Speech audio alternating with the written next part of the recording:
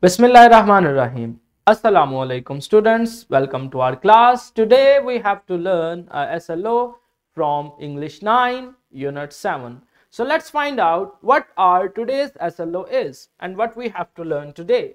So students, it's our lecture 2 of the Unit 7 and the SLO is apply knowledge of parts of speech, tenses, sentences, structure, sentence structure and other features of grammar and vocabulary to understand how language functions in different contexts, make effective choices for meaning or style while reading, listening and writing.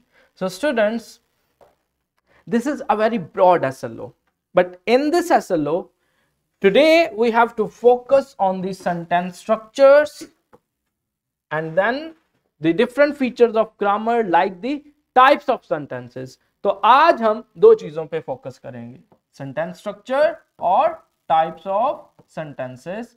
तो ये दो चीजें हमारे आज के lecture का main focus होंगी. So here is the vertical linkage. Now let's move to the topic. Today we have to learn what is meant by a sentence pattern. Some of the sentence patterns we have discussed in our previous units, and some of those sentence patterns we will discuss today, we will learn today. So let's find out. Sentence pattern refers to how words are arranged to create a grammatically correct and meaningful sentences. It involves organizing the words, phrases and clauses to convey a complete thought or idea. So students, sentence pattern बुनियादी तौर पे वो सांचे होते हैं जिनमें हम लफ्जों को डाल के पूरे फिक्रे बनाते हैं. So sentence patterns are those structural patterns according to which we can make meaningful utterances, meaningful sentences. जैसे कि यहाँ पे उसने लिखा है कि हम क्या करते हैं, हम मीनिंगफुल सेंटेंसेस इन्हीं सेंटेंस पैटर्न्स की मदद से बना सकते हैं. जैसे सबसे सिंपल सेंटेंस पैटर्न क्या था, सब्जेक्ट और वर्ब, इसी तरह सब्जेक्ट वर्ब ऑब्जेक्ट. तो ये हमारे पास एक फॉर्मूला आ गया, हमारे पास एक स्ट्रक्चरल बेस आ गई. So sentence patterns are like the formulas जिनके अंदर हम वैल्यूज यानी वर्ड्स ऐड करके या फ्रेजेस ऐड करके या क्लॉजेस ऐड करके क्या बना सकते हैं, मीनिंगफुल अटरेंसेस बना सकते हैं, मीनिंगफुल सेंटेंसेस बना सकते हैं. So let's find out. Now we have to look at some of the patterns. So students, हमने 5 से 6 patterns, some of the most prominent patterns and the simple patterns we have discussed in the previous lectures. Today we have to learn the pattern 7, and what is that? Subject plus verb plus preposition plus prepositional object. जैसे कि क्या है, आए देखते हैं. The princess shows off her pet. तो हम क्या करते हैं, हम करते कुछ इस तरह से हैं कि सबसे पहले सब्जेक्ट जैसे दी प्रिंसेस, उसके बाद वर्ब, उसके बाद प्रपोजिशन और फिर प्रपोजिशनल ऑब्जेक्ट या जिसको हम ऑब्जेक्ट बोलते हैं, यानी वो प्रपोजिशन फ्रेज का हिस्सा होता है वो object. So this is the structure SVPO. इसी तरह यहां पे भी देखें, ही एग्रीड, एग्रीड क्या है, वर्ब है. इसी तरह टू प्रपोजिशन, आर प्रपोजल यानी ये ऑब्जेक्ट आ गया. यानी subject verb preposition plus prepositional object या ऑब्जेक्ट जो प्रपोजिशन के बाद इस्तेमाल होता है. So we can use this pattern to make infinite number of sentences. You can use this pattern and you have to insert the words, you have to insert different verbs, different prepositions, different objects to make new meaningful utterances, to make new meaningful sentences. So this is how this pattern works. Now let's move to the second one. So here we have some other examples like the cat, subject, jumped is a verb, on is a preposition because it's actually indicating the position of the object. And what is the prepositional object? The table, because this table this noun is actually the part of the prepositional phrase. That's why we write it as a prepositional object. Here we have another example like she is a subject, looked is a verb, at is also a preposition, the painting, so it's a object, or we can say that prepositional object. So this is the structure which we have learned: subject, verb, preposition plus object, SVPO. So students, is there anybody जो आप में से इस pattern के मुताबिक कोई और फिक्रा बना सके? Yes students, is there anybody? You can raise your hand. इस पैटर्न के अकॉर्डिंग कोई ऐसा सेंटेंस जो हमने अभी एग्जाम्पल के तौर पे नहीं देखा, जी है कोई जो बना सके? जी बच्चों, is there anybody? You have to raise your hand. क्या ये स्ट्रक्चर क्लियर है आपको? Is this structure is clear? Okay, so it's your turn. You have to make a sentence using this structure. Is there anybody who want to try from the Kids Educator or from the Central Executive? Yes, from the Kids Educator girls.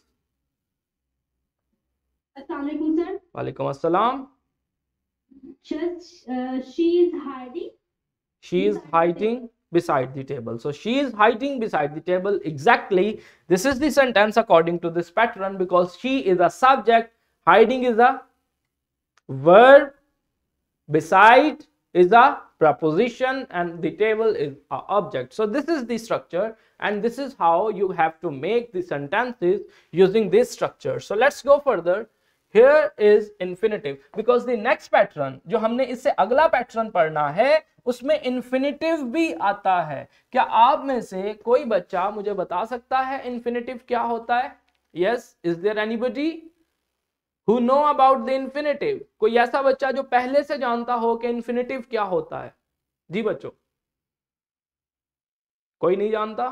चले मैं आपको बता देता हूं. देखो बच्चों, जैसे verb की डिफरेंट फॉर्म्स होती हैं, तो अगर हम वर्ब की बेस फॉर्म यानी फर्स्ट फॉर्म से पहले टू लगा दें, to is a preposition, if we use that preposition to before the first form of the verb, तो वो क्या बनता है? वो इन्फिनेटिव बन जाता है.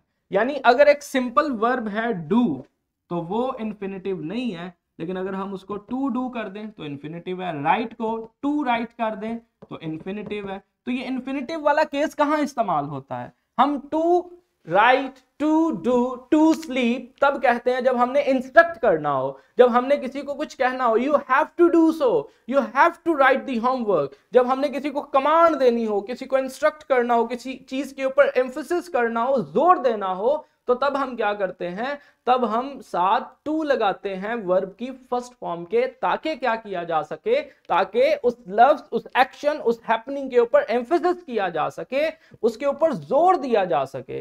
तो किसी एक्शन पे जोर देने के लिए, किसी एक्शन के ऊपर एम्फेसिस करने के लिए हम क्या करते हैं? हम वर्ब की फर्स्ट फॉर्म से पहले टू लगाते हैं और क्या बनाते हैं? इन्फिनेटिव बनाते हैं कि भाई आपको ये करना ही करना है.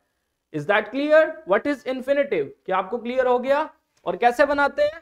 Infinitive is a verb form that is made by adding the word to before the base form of verb. तो यहाँ पे तो ये पता चल गया ना कि कैसे बनता है. मैंने आपको इसका फंक्शन भी बता दिया कि infinitive बनाते क्यों हैं या क्यों लगाते हैं infinitive. So let's find out the next pattern. तो हमारे पास एक और sentence pattern है, आए उसे देखते हैं. So what is that? Subject plus verb plus infinitive.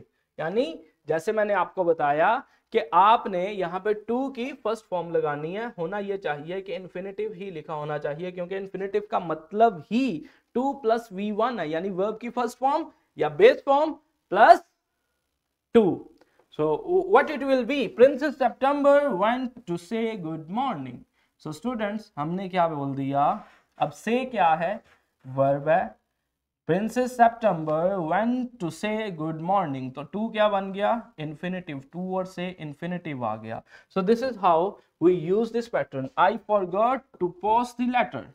I forgot to post the letter.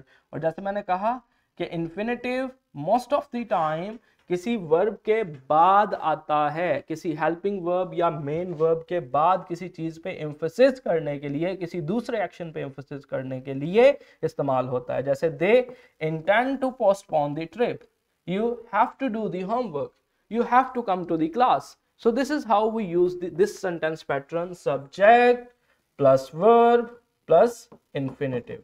So this is how this sentence pattern works, and these are some of the examples of this pattern. Now we have the ninth pattern, and what is that? Subject plus verb plus noun or pronoun plus infinitive. And what it will be? I like him to fly about the room. I like him to fly about the room. So I is a subject, like is a verb, and him is a Excuse me, sir. pronoun. Yes, students. Sir, एक बार pattern 8 पे जाएं. जी मैं चला जाता हूँ. जी बेटा. That is when a sentence like a Princess September went to say good morning. तो इसमें went भी तो base verb है, इससे पहले to नहीं लगाएंगे. नहीं, जो इन्फिनेटिव है वो अलग से इस्तेमाल होता है. बेस वर्ब अपनी जगह रहेगा, ठीक. और जैसे मैंने कहा ना, I have to go, have क्या है? वर्ब है. आमतौर पे इन्फिनेटिव जो होता है, मतलब किसी भी वर्ब को इन्फिनेटिव बनाने के लिए हम क्या करते हैं, हम उससे पहले टू लगाते हैं. ठीक है, क्लियर है. लेकिन जैसे मैंने कहा कि किसी को इन्फिनेटिव बनाने की क्यों जरूरत पड़ती है?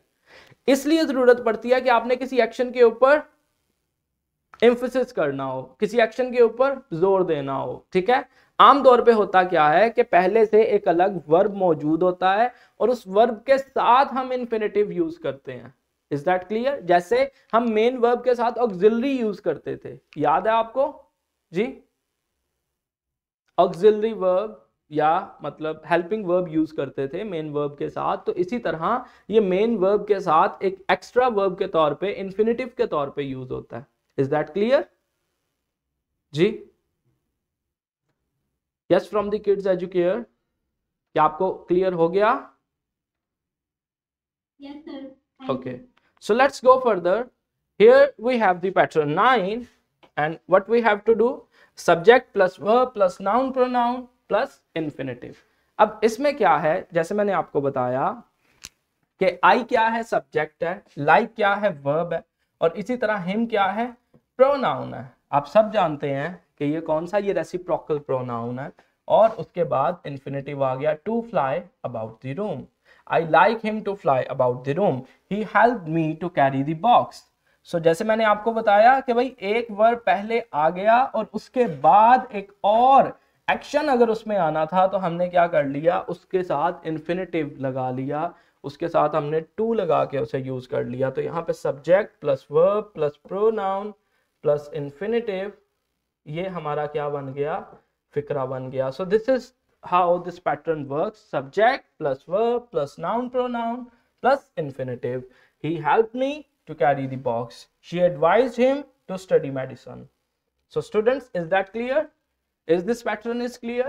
Pattern 9 is clear? Okay, so let's move to the pattern 10. What is that? Subject plus verb plus noun pronoun plus present participle. So students, this is how it works. क्या सबसे पहले आपने क्या लगाया? Subject, the athlete swiftly glide across, यानी verb आ गया. the eyes, उसके बाद क्या है? mesmerizing the audience with graceful movements. कि हमने क्या किया? सब्जेक्ट लगा दिया, वर्ब लगा दिया, उसके बाद यानी नाउन प्रोनाउन या जिसको हम ऑब्जेक्ट बोलते हैं वो लगा दिया, क्योंकि वर्ब के बाद नाउन या प्रोनाउन ऑब्जेक्ट्स के तौर पे यूज होते हैं. तो हमने सब्जेक्ट लगा दिया, वर्ब लगा दिया, यानी नाउन प्रोनाउन ऑब्जेक्ट लगा दिया. उसके बाद क्या आया? उसके बाद हमने प्रेजेंट पार्टिसिपल फॉर्म यूज कर ली, यानी जिसको हम V1 प्लस ING फॉर्म बोलते हैं. तो ये पैटर्न भी बहुत ज्यादा यूज होता है. So this is how it works on. Like we notice the boy walking down the street. We notice the boy walking down the street. तो हमने क्या किया? Subject plus verb plus object plus present participle form of the verb. तो इस तरह से हमने इसको किया. तो इस तरह से ये काम करता है पैटर्न 10. स्टूडेंट्स, क्या आप सबको ये पैटर्न क्लियर है? जी बच्चों, is it clear? Subject plus verb plus object plus present participle form of the verb. आमतौर पे ये लंबे फिक्रों में, कॉम्प्लेक्स सेंटेंसेस में, कंपाउंड सेंटेंसेस में ये पैटर्न्स यूज होते हैं। Now we have the pattern 11, subject plus verb plus noun pronoun, जिसको हम ऑब्जेक्ट भी बोल सकते हैं, और पास्ट पार्टिसिपल लगाना है। जैसे I heard my name called, यानी मेरा नाम पुकारा गया, मैंने सुना मेरा नाम पुकारा गया। Subject plus verb plus object plus past participle, यानी वहां हमने क्या लगाया था, प्रेजेंट पार्टिसिपल। मतलब सिंपली आप ये कह सकते हैं कि सेकंड या third form of the verb. इसी तरह I want this letter type, यानी subject plus verb plus object plus past participle. So this is how this sentence structure works out. क्या कोई इसकी एग्जाम्पल दे सकता है? These students, is there anybody? It's a quite simple pattern. Okay, कोई नहीं देना चाहता, चलें, let's go out. Here we have the pattern 12. What is that? Subject plus verb plus that clause. That clause जो है वो ऑब्जेक्ट के तौर पे काम करती है। अब ये that clause क्या है, आइए देखते हैं। The queen said that. तो जब हम क्या करते हैं, जब हम किसी चीज को रिपोर्ट कर रहे होते हैं, यानी हम किसी की कही बात को आगे पेश कर रहे होते हैं, तो उसको हम क्या बोलते हैं, that clause. Like the queen, subject, said, verb, that, यानी ऑब्जेक्ट जो है वो दैट के बाद आएगा। जो ऑब्जेक्ट ऑफ द वर्ब है, यानी क्वीन सब्जेक्ट थी, उसने क्या किया है, ठीक है, वो कब आएगा, वो ऑब्जेक्ट के बाद आएगा। सो दिस वो दैट के बाद आएगा। तो इस तरह से भी ये पैटर्न बनता है, यानी the queen said that it was nonsense, कि इसमें क्या होता है कि आमतौर पे हम किसी की कही बात कर रहे होते हैं। I expect that it will rain.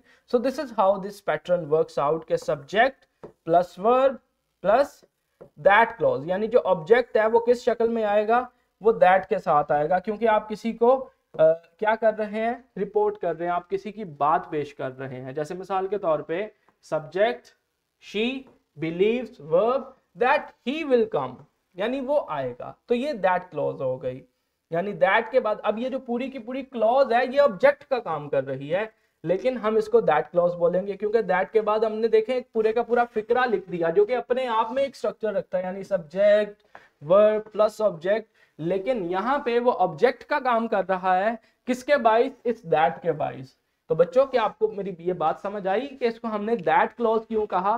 क्योंकि क्लॉज वो होती है कि जिसमें सब्जेक्ट और वर्ब हो, यानी सब्जेक्ट और प्रेडिकेट हो। ऐसा ही है बच्चों। तो यहाँ पे दैट के बाद चूंकि हमने एक पूरी की पूरी क्लॉज लिख दी, जो क्लॉज यहाँ पे ऑब्जेक्ट का काम कर रही है, सो दिस इज वाई हमने इसको क्या बोला, दैट क्लॉज बोला, और इस तरह से ये काम करता है। So she believes that he will come. इसी तरह the teacher, subject, explained verb that the exam was postponed. जैसे मैंने कहा कि that के बाद अपने आप में एक पूरा सेंटेंस मौजूद है, लेकिन यहाँ पे वो ऑब्जेक्ट का काम कर रहा है। So this is how this structure works, और इस तरह से ये स्ट्रक्चर काम करता है। अब टाइप्स ऑफ सेंटेंसेस हम आज नहीं करते, क्योंकि टाइप्स ऑफ सेंटेंसेस जो हैं वो थोड़ी सी ट्रिकी हो जाएंगी। आज हमने जितने पैटर्न्स पढ़े हैं, मेरे ख्याल से हमें क्या करना चाहिए, हमें उन पैटर्न्स को आइडेंटिफाई करके देखना चाहिए। So why not we go to the worksheet. तो हम इस वर्कशीट को देखते हैं ताकि हम क्या कर सकें, हम इसको थोड़ा सा अटेम्प्ट कर सकें। तो आए बच्चों, इस वर्कशीट को देखते हैं। The cat sat on the mat. Is there anybody जो इस वर्कशीट का स्ट्रक्चर, इसका पैटर्न बता सके? जी, इस फर्स्ट सेंटेंस का कोई बच्चा है जो पैटर्न बता सके? जी, yes, from the KEC girls. Sir, subject plus verb plus preposition or prepositional object. Proposition plus object. So SVPO, it's a very good thing. Okay, that's right. Now it's time for the fourth one. They finished their homework. जी, कोई ऐसा बच्चा जो इसका structure बता सके? Yes, from the central executive. Students, कोई बताओ।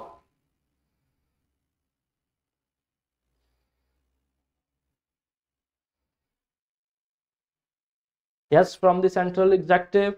Is there any student जो ये बता सके कि इसका क्या है pattern?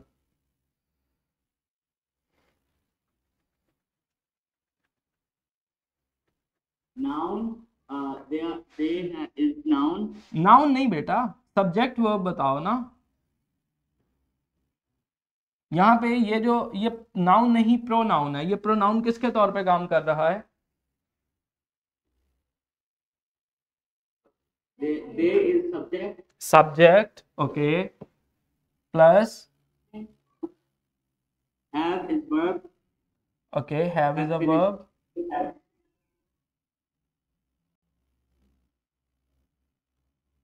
Have finished. Have finished. ये दोनों वर्ब हैं. Yes. ठीक है. Their homework is preposition. Their preposition है. Their preposition है. No. Their homework is noun. बहुत अच्छे. So that's it. बहुत अच्छे, बहुत अच्छे, बहुत अच्छे. Yes, from the KEC girls. Sir से पैटर्न रहना अप्लाई होगा. सब्जेक्ट प्लस वर्ब हम्म. प्लस नॉन प्रोनाउन और फिर पास्ट पार्टिसिपल. प्लस कौन सा प्रोनाउन? सर नाउन या प्रोनाउन और उसके बाद पास्ट पार्टिसिपल. They have, ये क्या हुआ? Subject plus past participle. have past participle है. नो सर फिनिश्ड है पास्ट पार्टिसिपल. फिनिश्ड है. Subject verb plus past participle form of verb और आगे मतलब जाहिर है उसके साथ आ गया. Is that clear ji?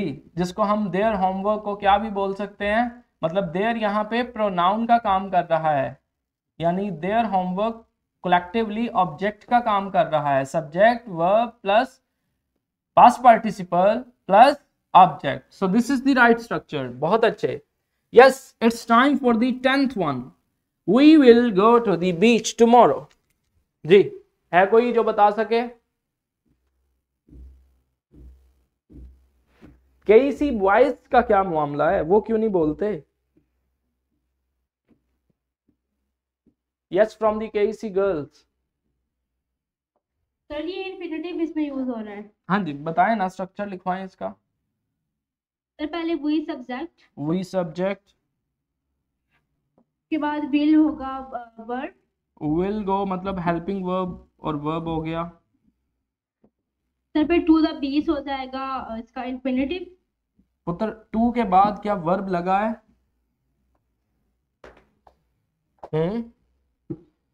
No sir इधर तो नहीं है. तो फिर ये लेकिन प्रपोजिशन है ना पुत्र, फिर ये प्रपोजिशन है. ठीक है, फिर ये क्या है? प्रपोजिशन. प्रपोजिशन. तो यहाँ पे ये क्या हुआ? प्रपोजिशनल ऑब्जेक्ट हो गया. ऐसे ही है, प्रपोजिशन और प्रपोजिशनल ऑब्जेक्ट. सो ये स्ट्रक्चर बना. तो बच्चों आप सबको इसको थोड़ा सा पक्का करना है. कैसे पक्का करना है? इन पैटर्न्स को पकड़ो और इसके मुताबिक अपने डिफरेंट सेंटेंसेस लिखो. और आपका होमवर्क भी यही है, ये आपने करना है कि आप लोग क्या करेंगे, उन पैटर्न्स को सामने रखो और एटलीस्ट कुछ 10-10, 12-12 फिक्रे उन पैटर्न्स के अकॉर्डिंग खुद से लिखो. और जो वर्कशीट्स मैं सेंड करूंगा आप उन वर्कशीट्स को भी अच्छे से अटैम्प्ट कीजिएगा, क्योंकि अगर आप इनको अटैम्प्ट करते हैं, आप इन क्वेश्चंस को उनको खुद से लिख के देखते हैं, तो इससे क्या होगा? इससे फ़ायदा ये होगा कि ये पैटर्न्स आपको पक्के हो जाएंगे. जब आप फिक्रे खुद से लिखेंगे तो ये आपकी मसल मेमोरी का हिस्सा बन जाएंगे. आप ऑटोमेटिकली सेंटेंसेस ठीक लिखना शुरू कर देंगे. तो इस तरह से ये चीज़ें काम करेंगी. इसलिए आप सभी से गुजारिश है कि आप सभी इन पैटर्न्स को यूज़ करें और खुद से at least 10 to 15 sentences for the each pattern you have to write. So students, this is our today's lecture. Is there any question? Yes students, is there any question? Okay, so there is no question. So thank you very much. Allah Hafiz.